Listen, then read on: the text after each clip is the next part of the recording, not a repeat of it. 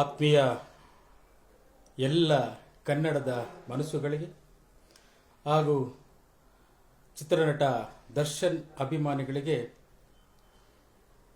ಸಂಜೆಯ ಒಂದು ನಮಸ್ಕಾರಗಳನ್ನು ತಿಳಿಸ್ತಾ, ಇತ್ತೀಚೆಗೆ ದರ್ಶನ್ ಕೊಲೆ ಕೇಸ್ನಲ್ಲಿ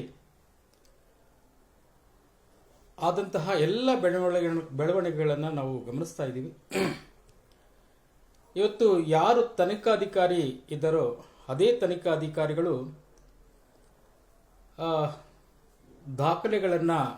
ಸುಳ್ಳು ದಾಖಲೆಗಳನ್ನು ಸೃಷ್ಟಿಸಿ ಒಬ್ಬ ಚಿತ್ರನಟ ಇವತ್ತು ಸುಮಾರು ತಿಂಗಳುಗಳಿಂದ ಜೈಲಲ್ಲಿ ಇರುವಂತಹ ಪರಿಸ್ಥಿತಿಗೆ ತಂದಿದ್ದಾರೆ. ಅದರ ಹಿಂದೆ ಯಾವುದೇ ಉದ್ದೇಶ ಇರಬಹುದು, ಆದರೆ ತನಿಖಾಧಿಕಾರಿಗಳು, ಪೊಲೀಸ್ ಅಧಿಕಾರಿಗಳು ಯಾವ ರೀತಿ ಸುಳ್ಳು ದಾಖಲೆಗಳನ್ನು ಸೃಷ್ಟಿ ಮಾಡಿ ಒಬ್ಬ ನಾಯಕ ನಟನನ್ನ ಜೈಲಲ್ಲಿ ಕೊಳೆಯುವಂತಹ ಪರಿಸ್ಥಿತಿಗೆ ತಂದಿಟ್ಟಿದ್ದಾರೆ. ಇದರ ಬಗ್ಗೆ ಇವತ್ತು ಅನೇಕ ಜಾಲತಾಣಗಳಲ್ಲಿ, ಮಾಧ್ಯಮಗಳಲ್ಲಿ ಪ್ರಸಾರ ಆಗ್ತಾ ಇದೆ. ಸುಳ್ಳು ದಾಖಲೆಗಳನ್ನು ಸೃಷ್ಟಿ ಮಾಡಿದಂತಹ ಏನಿವತ್ತು ಇನ್ಸ್ಪೆಕ್ಟರ್ ಗಿರೀಶ್ ನಾಯಕ್ ಇರ್ಬೋದು, ಎಸಿಪಿ ಚಂದನ್ ಕುಮಾರ್ ಇರ್ಬೋದು, ಇವರುಗಳು ಕೂಡಲೇ ಅಮಾನತಾಗಬೇಕು. ಯಾಕಂದರೆ ಇವತ್ತು ರಕ್ಷಣೆ ನೀಡಬೇಕಾದಂತಹ ಪೊಲೀಸ್ ಅಧಿಕಾರಿಗಳು ರಕ್ಷಣೆ ನೀಡುವಲ್ಲಿ ವಿಫಲರಾಗ್ತಾ ಇದ್ದಾರೆ. ಯಾವುದೋ ಒಂದು ಒತ್ತಡಕ್ಕೆ ಮಣಿದು ಅಥವಾ ಉದ್ದೇಶಪೂರ್ವಕವಾಗಿ ಹೋರಾಟಗಾರರ ಮೇಲೆ ಇರ್ಬೋದು, ಹೆಸರು ಮಾಡಿರ್ತಕ್ಕಂತಹ ನಟರುಗಳ ವಿರುದ್ಧವಿರ್ಬೋದು, ರಾಜಕಾರಣಿಗಳ ವಿರುದ್ಧವಿರ್ಬೋದು, ಇವತ್ತು ಅವರು ಯಾವುದೇ ಒಂದು ತನಿಖೆಯನ್ನು ಮಾಡದೆ ಮನಸ್ಸೋ ಇಚ್ಛೆ ಅಥವಾ ಅವರಿಗೆ ಏನೋ ಒಂದು ಉನ್ನತ ಮಟ್ಟಕ್ಕೆ ಹೋಗುವಂತಹ ಏನಾದರೂ ಪ್ರಶಸ್ತಿಗಳು ಸಿಗ್ತವೆ ಎಂಬಂತಹ ಉದ್ದೇಶದಿಂದ ಇವತ್ತು ಅವ್ರಿಗೆ ಬೇಕಾದಂಥ ರೀತಿಯಲ್ಲಿ ಒಂದು ದಾಖಲೆಗಳನ್ನು ನ್ಯಾಯಾಲಯಕ್ಕೆ ನೀಡುವಂಥದ್ದು. ಇದರ ವಿರುದ್ಧ ಏನಿವತ್ತು ತನಿಖೆಯಲ್ಲಿ ಇವತ್ತು ವಕೀಲರುಗಳು ಇವತ್ತು ವಾದವನ್ನು ಮಾಡ್ತಾ ಆ ತನಿಖಾಧಿಕಾರಿಗಳ ವಿರುದ್ಧ ಒಂದು FIR ದೂರನ್ನು ದಾಖಲಿಸಿದ್ದಾರೆ. ಕೂಡಲೇ ಇವತ್ತು ಚಂದನ್ ಕುಮಾರ್ ಸಹ ಇತ್ತೀಚೆಗೆ ಒಬ್ಬ ಪೊಲೀಸ್ ಅಧಿಕಾರಿ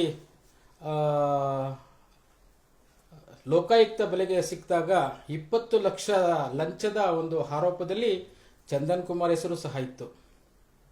ಕೂಡಲೇ ಯಾವುದೇ ಒಬ್ಬ ಅಧಿಕಾರಿ ಆರೋಪ ಬಂದಿದ ತಕ್ಷಣ ಅವರನ್ನ ಅಮಾನತುಗೊಳಿಸಬೇಕು ಅಥವಾ ಅವರೇ ರಾಜೀನಾಮೆ ಕೊಡಬೇಕು.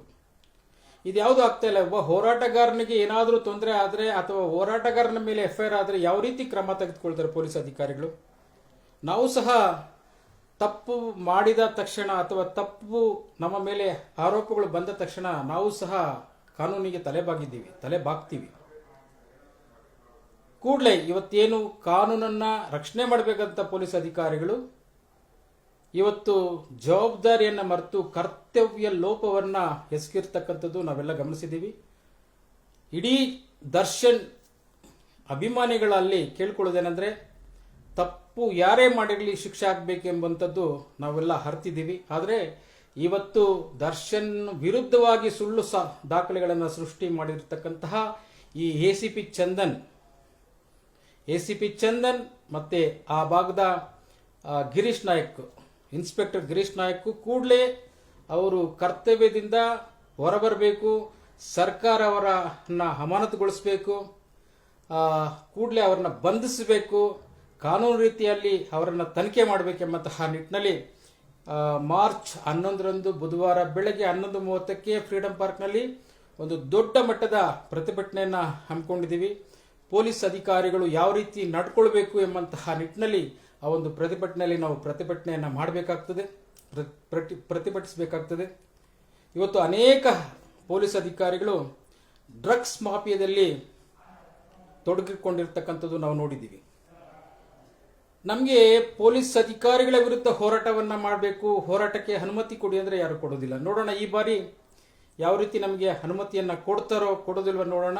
ಆದರೂ ಎಸಿಪಿ ಚಂದನ್ ಮತ್ತು ಪೊಲೀಸ್ ಇನ್ಸ್ಪೆಕ್ಟರ್ ಗಿರೀಶ್ ನಾಯಕ್ ಅವರ ಅಮಾನತಿಗಾಗಿ ಮಾರ್ಚ್ 11ರಂದು 11:30ಕ್ಕೆ ಫ್ರೀಡಂ ಪಾರ್ಕ್ನಲ್ಲಿ ದೊಡ್ಡ ಮಟ್ಟದ ಒಂದು ಪ್ರತಿಭಟನೆಗೆ ಕರೆಯನ್ನು ಕೊಡ್ತಾ ಇದ್ದೀವಿ. ತಾವೆಲ್ಲ ಕನ್ನಡ ಹೋರಾಟಗಾರರು, ದಲಿತ ಪರ ಹೋರಾಟಗಾರರು, ಚಾಲಕ ಪರ ಹೋರಾಟಗಾರರು, ಮಹಿಳಾ ಪರ ಹೋರಾಟಗಾರರು, ಕಾರ್ಮಿಕ ಪರ ಹೋರಾಟಗಾರರು, ದರ್ಶನ್ ಅಭಿಮಾನಿಗಳು, ಹೀಗೆ ಎಲ್ಲ ಕನ್ನಡ ಪರ ಚಿಂತಕರು ಒಂದು ಪೊಲೀಸ್ ಅಧಿಕಾರಿಗಳ ದೌರ್ಜನ್ಯವನ್ನು ಖಂಡಿಸಿ ಅವ್ರು ಮಾಡ್ತಾ ಇರತಕ್ಕಂತಹ ಎಲ್ಲ ಕೆಲಸಗಳು ಒಳ್ಳೆಯದಲ್ಲ, ಮಾಡ್ತಾ ಇರತಕ್ಕಂಥ ಕೆಲಸಗಳಲ್ಲೂ ಸಹ ಲೋಪದೋಷಗಳು ಕಂಡು ಬಂದಲ್ಲಿ ನಾವು ಅವರನ್ನು ಖಂಡಿಸಿ ಕೇಳಬೇಕಾದ್ದು ಸಾರ್ವಜನಿಕರ ಹಾಗೂ ಹೋರಾಟಗಾರರ ಕರ್ತವ್ಯ.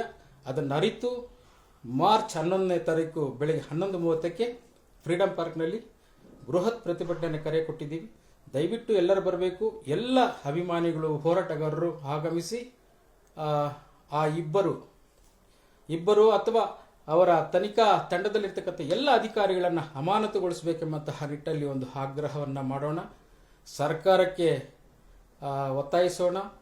ಮಾನ್ಯ ಗೃಹ ಮಂತ್ರಿಗಳಿಗೂ ಸಹ ಒಂದು ಒತ್ತಾಯಿಸುವಂಥ ಕೆಲಸನ ಮಾಡೋಣ ಅಂತ ಹೇಳ್ತಾ ನನ್ನ ಮಾತುಗಳನ್ನು ಮುಗಿಸ್ತಾ ಇದ್ದೀನಿ. ದಯವಿಟ್ಟು ಎಲ್ಲರೂ 11ನೇ ತಾರೀಕು ಬುಧವಾರ ಬೆಳಗ್ಗೆ 11:30ಕ್ಕೆ ಫ್ರೀಡಂ ಪಾರ್ಕಲ್ಲಿ ಸೇರ್ಕೊಳ್ಳೋಣ. ಬನ್ನಿ.